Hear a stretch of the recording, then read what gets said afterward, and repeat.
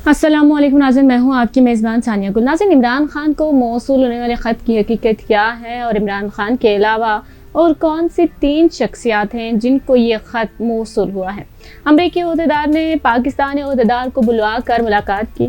इस अमरीकी ओहदेदार ने पाकिस्तानी ओहदेदार को धमकी दी और कहा कि अगर तहरीक अदम एतमाद कामयाब हो जाती है तो फिर हम पाकिस्तान की गलतियां माफ़ कर देंगे। जिस पर पाकिस्तानी ओहदेदार ने कहा कि हमें बातचीत करते रहना चाहिए, जिस पर अमरीकी ओहदेदार ने कहा कि अब बातचीत भी अदम एतमाद के कामयाब हो जाने के बाद ही होगी।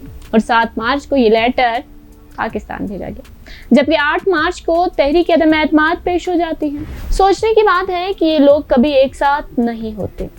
पीडीएम में हमेशा से इख्तलाफात नजर आए। मौलाना फजलुर रहमान को आसिफ जरदारी से, आसिफ जरदारी साहब को नवाज शरीफ से, शहबाज शरीफ से, ऐसे ही ये इख्तलाफात हमेशा ही रहे।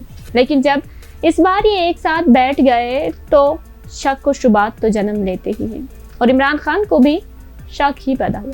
पीडीएम वाले कि कभी मुत्तफिक नहीं हुए, ये एक दूसरे के खिलाफ चलने वाले लोग हैं, ये कभी एक साथ नहीं बैठ सकते, इनको इकट्ठा करने वाला कोई और है।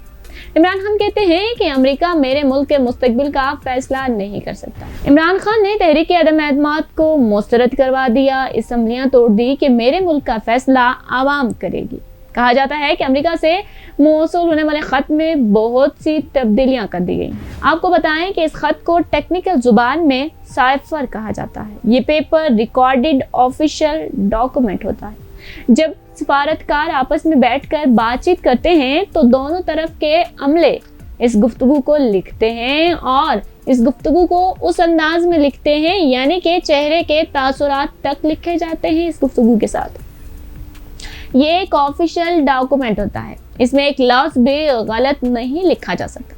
पाकिस्तान के प्रोटोकॉल के मुताबिक जब भी कोई ऐसा खत या डॉक्यूमेंट्स बाहर के किसी भी मुल्क से आते हैं तो पाकिस्तान में 4 जगह पर उनको पहुंचाया जाता है। एक वजीर आजम हाउस में, दूसरा वजारत खारजा के पास, तीसरा आर्मी चीफ के पास और चौथा DG ISI के पास। अब ये डॉक्यूमेंट 4 जगह पर मौजूद है, इसको तब्दील नहीं किया जाता। अगर तब्दील कर भी दिया जाए तो किसी एक जगह पर तब्दील होगा, बाकी जगहों पर तो उसे तब्दील नहीं किया जा सकता। बहुत से लोग कहते हैं कि ये खत झूठ है, तो आपको बताएं कि कौमी सलामती कमेटी का इजलास ऐसे नहीं होता। बहुत से लोग कहते हैं कि लिखने वाले ने गलत लिख दिया होगा, ऐसा भी नहीं है नाज़रीन।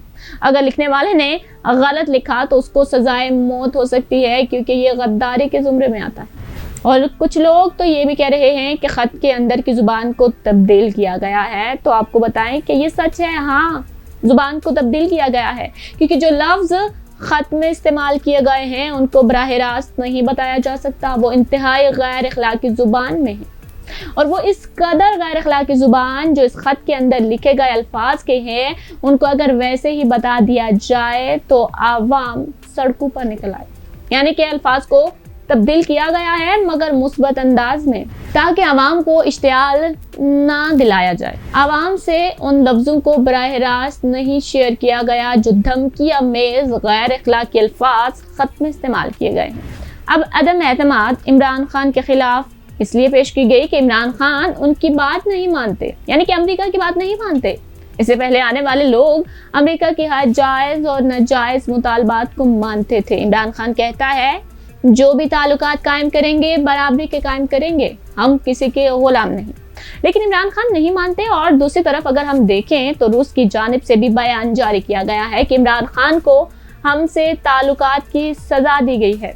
लेकिन एक तरफ जहां इमरान खान से वज़ीर आज़म की कुर्सी तो छीनी गई है, वहीं इस सब का इमरान खान को फ़ायदा भी बहुत ज़्यादा हुआ है। इमरान खान की मकबूलियत में पहले से कई गुना ज़्यादा इजाफा हो चुका है और अदम एतमाद की इस तहरीक ने इमरान खान के लिए अगले इलेक्शन को आसान बना दिया है, क्योंकि इससे कबल अवाम इमरान खान से काफ़ी हद तक नाला नजर आती थी, लेकिन इसके बाद अब इमरान खान के नाक़दीन भी उनके फॉलोअर्स में हमें शामिल होते नजर आए हैं।